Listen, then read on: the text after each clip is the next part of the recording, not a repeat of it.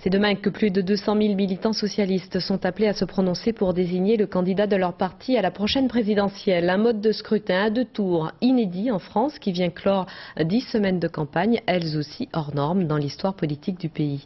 Béatrice Gellot, Christian Walter. Des urnes transparentes, des votes par procuration et par correspondance interdits.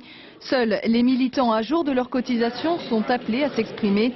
218 771 inscrits, dont 68 049 nouveaux adhérents. Pour cette primaire, les socialistes ont voulu des règles claires et pourtant, depuis quelques jours, cette transparence si farouchement affichée est mise à mal par les Fabusiens. Ils font peser des soupçons de fraude dans certaines fédérations, les Bouches-du-Rhône et surtout l'Hérault. En ligne de mire, Ségolène Royal, qui serait déjà assurée du résultat.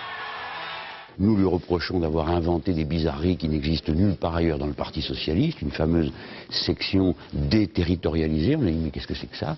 Ça n'existe que chez vous. Oui, nous a-t-on expliqué, ce sont 280 personnes qui ont peur que l'on sache qu'elles sont socialistes, donc elles sont cachées dans cette section. C'est une chose inouïe. Je veux rassurer Jean-Luc Mélenchon, certainement il prépare déjà la défaite qui l'attend.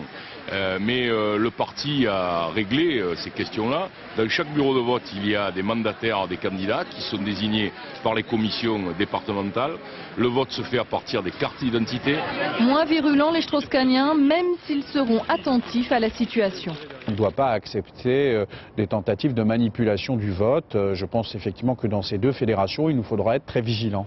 Le scrutin se déroulera de 16 à 22 heures, sauf dérogation. 4000 bureaux seront ouverts.